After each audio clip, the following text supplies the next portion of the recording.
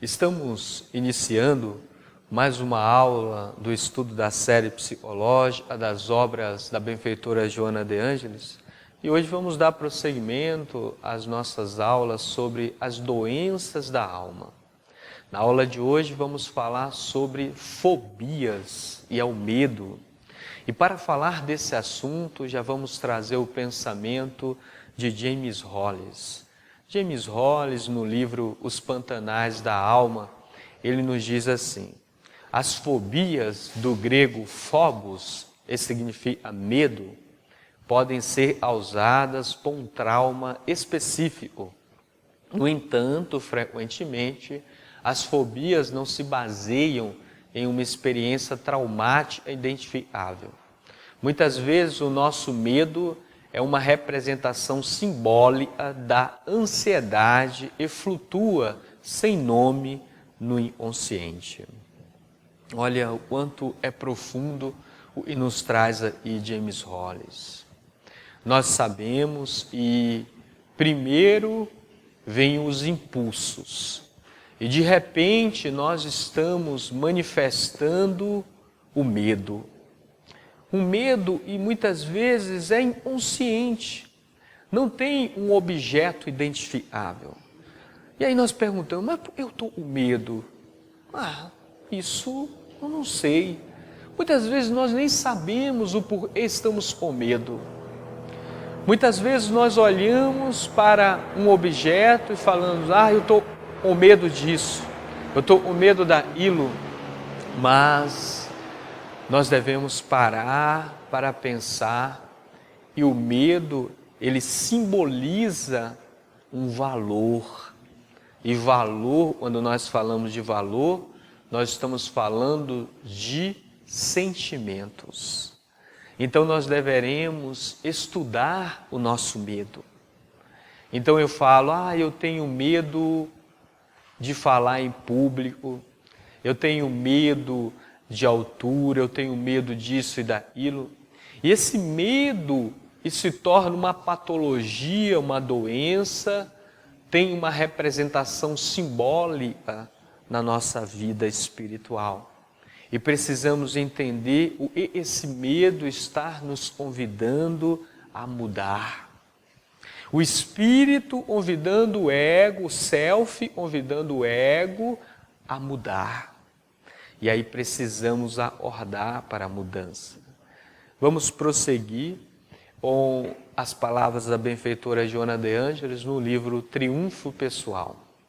Ela nos diz assim: há na emotividade do ser humano muita fragilidade psicológica.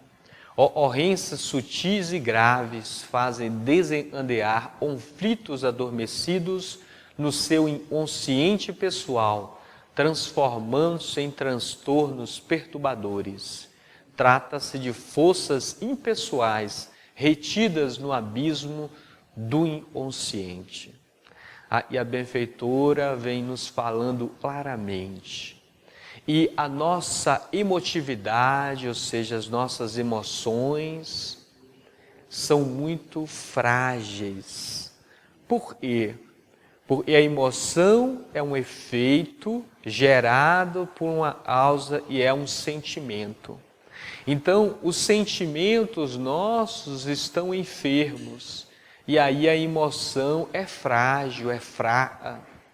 Nós temos muitos desequilíbrios, conflitos, e esses conflitos, eles acordam na alma quando nós passamos por algumas ocorrências na vida. E aí nós entramos em desequilíbrio.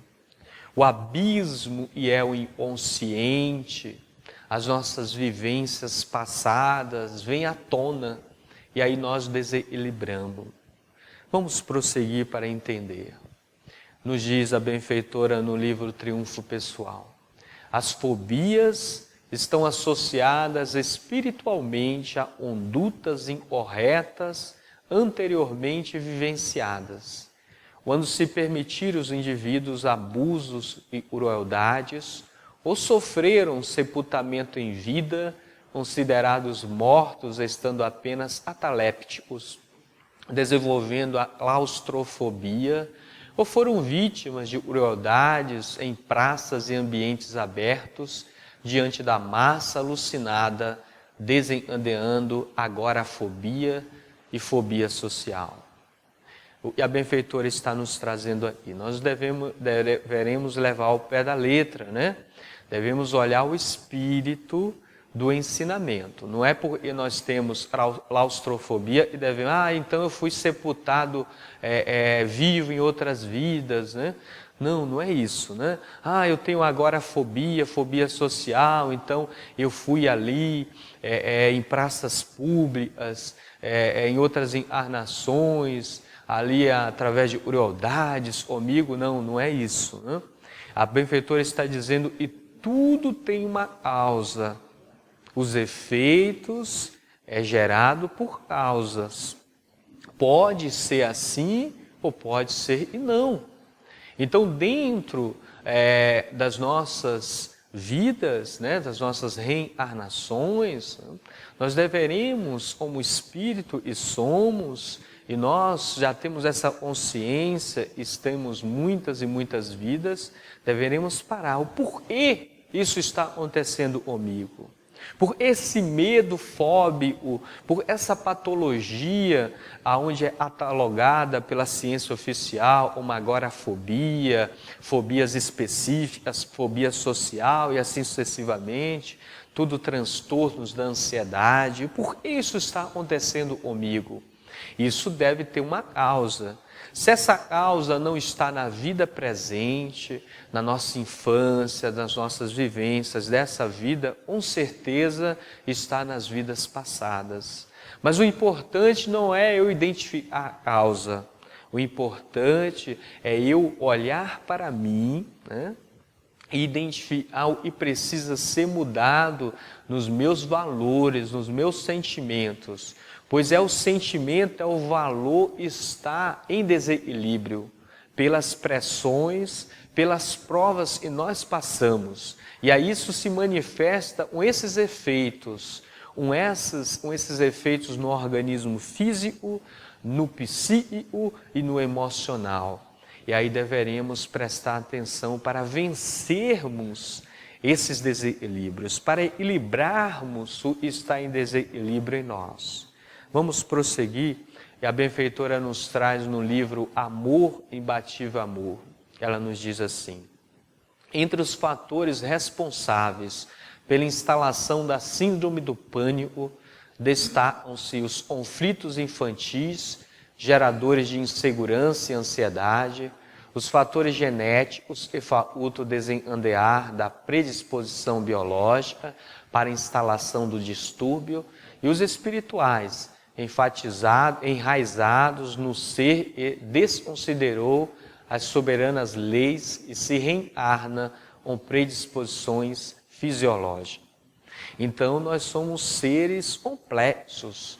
Não é porque nós temos uma deficiência, por exemplo, a síndrome do pânico, tem várias causas, né? Pode estar na infância, pode estar nos fatores genéticos, e quando falamos de fatores genéticos, é desequilíbrio no próprio organismo perispiritual, e é o modelo organizador do físico. Isso se manifesta através de predisposição biológica ou predisposições fisiológicas no funcionamento das nossas faculdades. Então, essa síndrome, e a ciência oficial chama de síndrome do pânico, essa fobia e esses desequilíbrios, né, tem origem no próprio ser espiritual, né? E nós deveremos entender, então, esse passa na nossa intimidade, para que possamos vencer esses desafios. Vamos prosseguir com as palavras da benfeitora no livro Triunfo Pessoal. Ela nos diz assim: quando tem vigência grandes desastres, as calamidades que atingem multidões, a ansiedade e o medo de serem alcançados pela infelicidade, fazem e essas mesmas pessoas experimentem síndrome de estresse pós-traumático. Olha uma interessante essa observação da benfeitora. Então nós somos espíritos e estamos inseguros, nós temos insegurança em tudo, por termos esse desequilíbrio na nossa alma, essas enfermidades, nós não confiamos em nada. Nós sempre esperamos e o mundo vai acabar e tudo, um desastre vai acontecer. Nós temos medo de tudo. E aí nós devemos parar para pensar, usar a razão, né? Porque nós somos seres imortais. Nós devemos nos preocupar com a nossa alma, o nosso ser espiritual. Nós deveremos olhar, o ego deve olhar para o self, deve olhar para o espírito. Então, nós, como espíritos encarnados, nós temos uma personalidade e nós deveremos olhar para nós enquanto espíritos. Então, tudo nos afeta. Nós olhamos, já ficamos com medo, tem as calamidades, esses desastres, e aí a gente já entra como uma palavra da psicologia, nós entramos nessa paranoia, nesse medo, nessa ansiedade, e aí isso gera um estresse, e esse estresse gera essa patologia, e nós chamamos de pós-traumática. E depois daquela tragédia, depois daquela prova, nós ficamos com medo de sofrer novamente aquela prova. E aí, normalmente, nós temos medo de ter medo. E aí é onde entra a grande doença da humanidade. Essa insegurança, não confiamos em nada, porque nós perdemos a confiança em nós mesmos. Então, devemos ter confiança em nós, né? Como disse o Cristo, ninguém tira a minha vida, mas eu mesmo de mim mesmo a dou. Eu tenho o poder de tirar e tenho o poder de tomar. Nós somos imortais, ninguém tira a vida do espírito. A vida do ego, da pessoa sim, né? Muitos podem tirar, mas a vida do espírito ninguém tira, né? Porque nós somos imortais. Não devemos ter medo, devemos ter prudência, como disse o Cristo.